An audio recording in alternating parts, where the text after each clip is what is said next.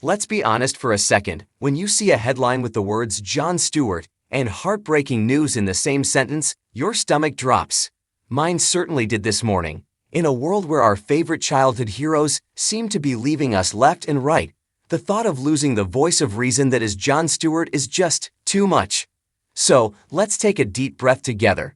If you're reading this in a panic, wondering if something tragic has happened to Jon's health or his family, you can pause. Jon is okay. But the reason the internet is buzzing, and the reason so many fans are waking up today feeling a heavy sense of sadness and disbelief, is almost more profound than a personal tragedy. It's about the message he delivered last night. It's about the raw, unfiltered, and truly heartbreaking reality he forced us to look at on The Daily Show.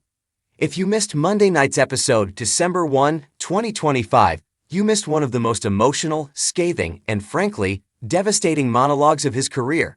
It wasn't just comedy, it was a plea for humanity that has left fans across the globe stunned. The gut punch monologue. We all know Jon Stewart is the king of satire. He's the guy who can make us laugh at the apocalypse.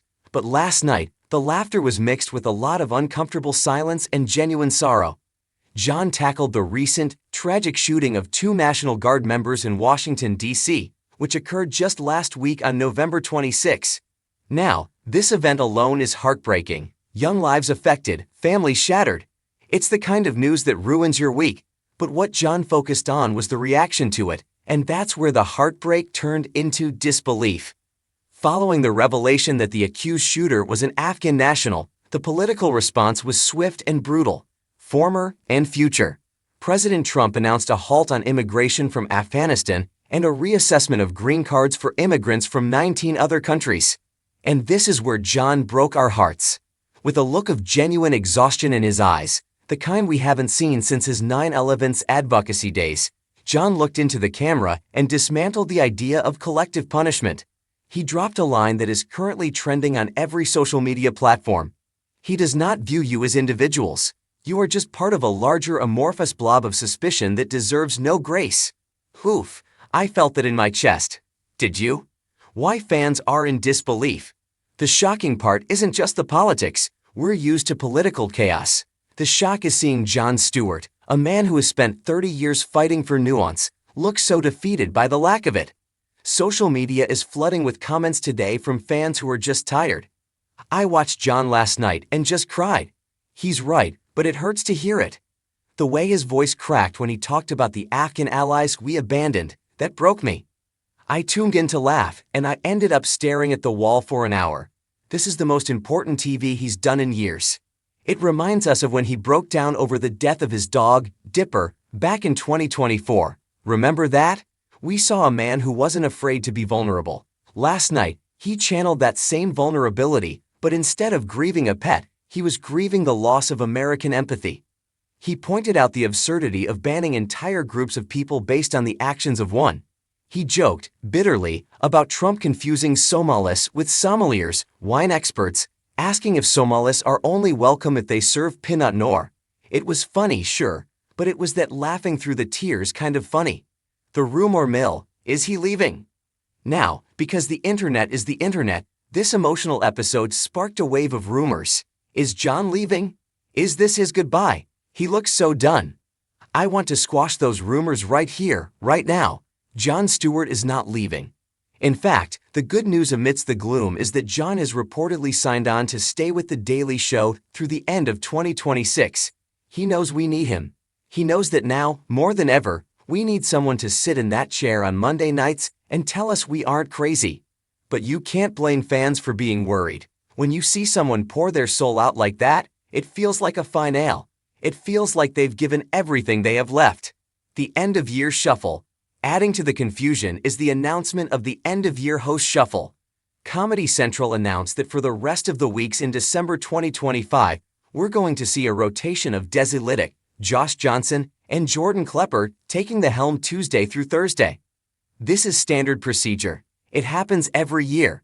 But combined with Jon's heavy monologue, people panicked. Is he handing over the reins? No. He's just doing his Monday gig, being the dad of late-night TV, and letting the kids drive the car for the rest of the week. Why this hits so hard right now? Let's get real for a second. Why are we all so emotionally attached to this guy? Why does a monologue from a comedian make us feel like we just got dumped? It's because Jon Stewart represents a version of media, and a version of us, that feels like it's dying out.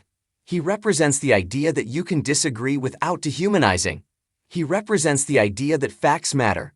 When he looked at the camera last night and slammed the amorphous blob of suspicion, he was defending the indefensible. He was standing up for the Afghan allies who risked their lives for the U.S., only to be cast aside because of the actions of one radical. It's heartbreaking because we know he's right, and it's shocking because we know that, largely, his words might fall on deaf ears in the halls of power. The clickbait reality check. I know you probably clicked on this article because you saw shocking news and feared the worst. In a way, I'm sorry for the scare, but in another way, I'm glad you're here. Because the real tragedy isn't a celebrity death hoax. The real tragedy is what Jon was talking about. The real tragedy is that we are living in a time where empathy is considered a weakness and collective punishment is considered policy. If Jon Stewart is crying, metaphorically or literally, we should all be paying attention. What can we do? So what now? We wipe our eyes, we share the clips, and we keep the conversation going. If you haven't watched the segment yet, go to YouTube. Search for Jon Stewart Daily Show, December 1, 2025. Watch it. Sit with it. It's uncomfortable, it's raw, and it's necessary. And then, take a moment to appreciate that we still have him. In an era of robotic news anchors and screaming pundits, we have a guy from New Jersey who cares enough to get angry, cares enough to get sad, and cares enough to tell us the truth. Tell me in the comments, did you watch the episode? Did it hit you as hard as it hit me, or do you think Jon is overreacting? Let's talk about it, respectfully, just like Jon would want. Stay strong, everyone. We'll get through this news cycle together.